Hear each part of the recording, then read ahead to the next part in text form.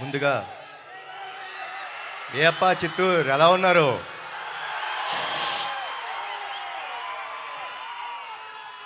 Shri Venkateswara engineering college and technologies మేనేజ్మెంట్కి, వాళ్ళ లెక్చరర్స్కి, ప్రొఫెసర్స్కి, ఇంత బ్యూటిఫుల్ స్టూడెంట్స్ అందరికీ, తిరుపతి నుంచి చిత్తూరు దాకా నా కోసం ప్రయాణించిన మా నందమూరి అభిమానులందరికీ love you all, love you all. మీ అందరికీ నేను జీవితాంతం రుణపడిపోయి ఉంటానండి. Thank you so much. ఈరోజు నేను వచ్చింది ఒక కాలేజ్కి. సో ఒక్కసారి ప్లీజ్ మీ అందరితోని ఒక చిన్న కథ షేర్ చేసుకుందాం అనుకుంటానండి. ఒక చిన్న కథ చెప్తాను, ఆ కథ వినండి. ఓ కుటుంబం ఉంది. ఆ కుటుంబంలో అమ్మ, నాన్న, ఓ 13-14 ఏళ్ళ పిల్లాడు.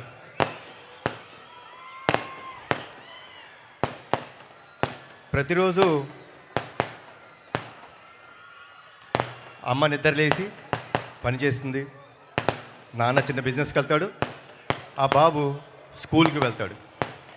ఇలా జరుగుతున్న తరుణంలో ఒకరోజు యథావిధిగా అమ్మ పొద్దున్నే 5ంటికి అలారం పెట్టుకొని లేచారు. లేచి కార్యక్రమం మొదలుపెట్టారు. అన్నీ శుభ్రం చేసుకొని పాల ప్యాకెట్ కట్ చేసి వాళ్ళ ఆయనకి కాఫీ రెడీ చేశారు, పాలు చేశారు కొడుకుకి. అలా అన్ని కార్యక్రమాలు చేసుకుంటూ ఓ 6 గంటలైంది. అయితే ఆవిడ వాళ్ళ కొడుకు రూమ్కి వెళ్ళి, నానా నిద్రలే అని అడిగారు. అమ్మా 6 కదా అయింది, ఓ 10 నిమిషాలు పడుకుంటానమ్మా అని అడిగాడు. సరే నాన్న, ఓకే 10 నిమిషాలు పడుకో అని చెప్పి కిందకు వచ్చి వాళ్ళ హస్బెండ్ వచ్చారు. ఆయన కాఫీ ఇచ్చింది, ఆయన పని ఆయన చేసుకుంటారు. మళ్ళీ ఈవిడ వాళ్ళ కొడుకు కోసం టిఫిన్ క్యారేజ్ రెడీ చేసింది. మళ్ళీ కొంచెంసేపు అయ్యి 6:30కి వెళ్ళి మళ్ళీ లేపింది. బాబు నాన్న లే, స్కూల్కి టైం అవుతుంది అంది.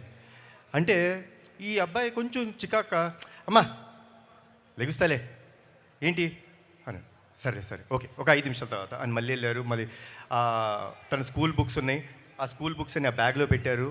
తర్వాత తన షూస్ అవన్నీ ఉన్నాయి, తను పాలిష్ చేసి రెడీ చేసి పెట్టారు ఆవిడ. మళ్ళీ ఒక 6:30, 6:45 ఆ టైంలోకి వెళ్ళి, నాన్న లేనన్న టైం అయిపోతుంది, 6:45 అయిపోయింది, 7:30కి నీ బస్సు రెడీగా ఉంది అని చెప్పారు.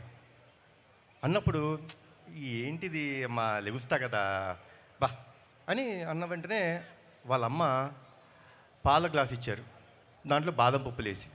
యాజ్ ఇట్ ఈజ్ ఈ పిల్లాడు పాల గ్లాస్ ఇది ఏంటమ్మా ప్రతిరోజు ఇదే పాలు ఇదే బాదం పప్పులేసి ఇస్తావు? అయ్యా మా ఫ్రెండ్స్ అందరూ వాళ్ళు ఏం తాగుతారో తెలుసా, బూస్టు, హార్లిక్స్ అవన్నీ తాగుతారు, లేకపోతే షుగర్ వేసి ఇస్తారు, షుగర్ లేకుండా ఇస్తున్నాం, ఏంటిది అని కొంచెం వాయిస్ రేజ్ చేసి మాట్లాడు. అమ్మ నవ్వుతూ, నానా ఇది నీ ఆరోగ్యానికి మంచిది, తాగు, గుడ్, రెడీ అయిపోయి వచ్చేసి కిందకి అని చెప్పానంటే సర్లే అని చెప్పేసి ఇసుగ్గా తాగాడు, స్నానం చేశాడు.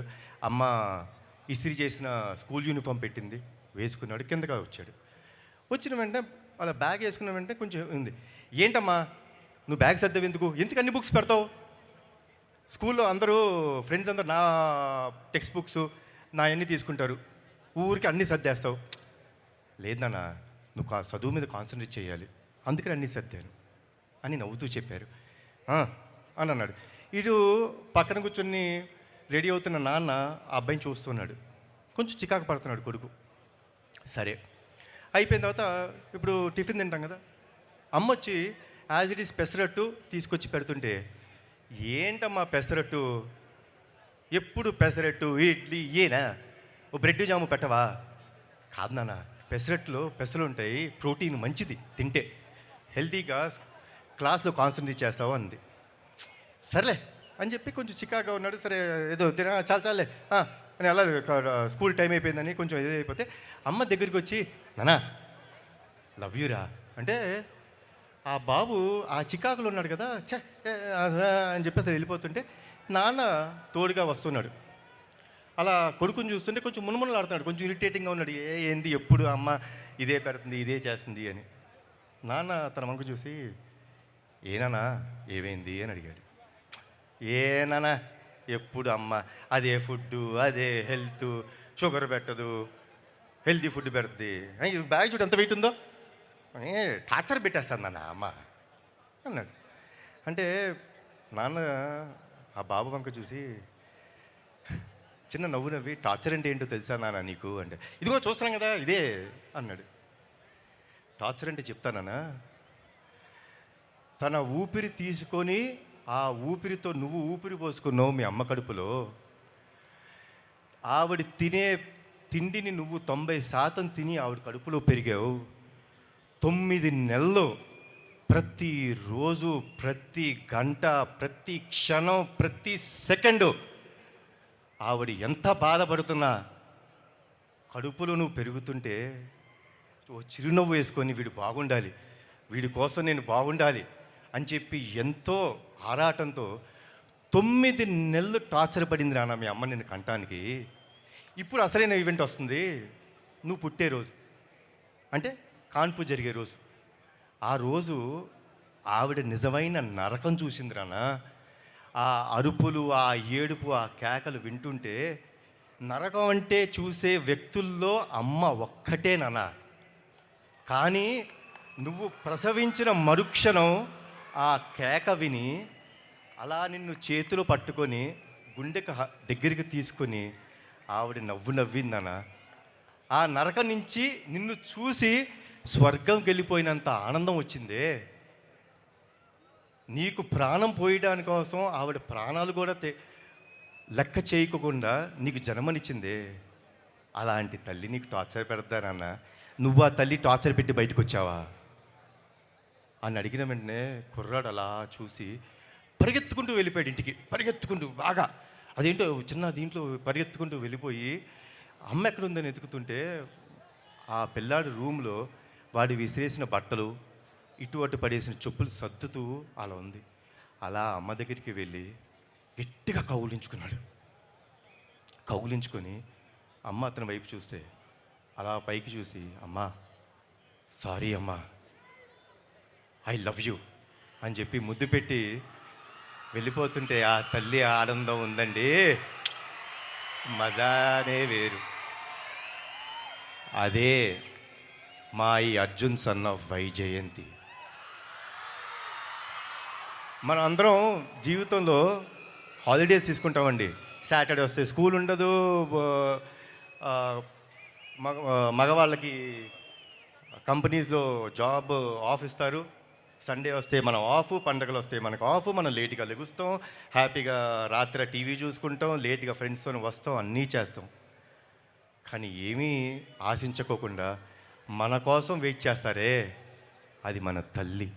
రాత్రి ఎప్పుడొచ్చినా భోజనం తినకుండా పడుకుంటామని మన కోసం మేలుకొనుండి మనకు భోజనం పెడతారు.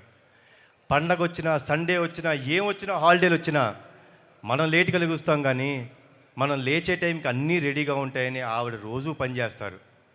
అంత గొప్ప అమ్మ.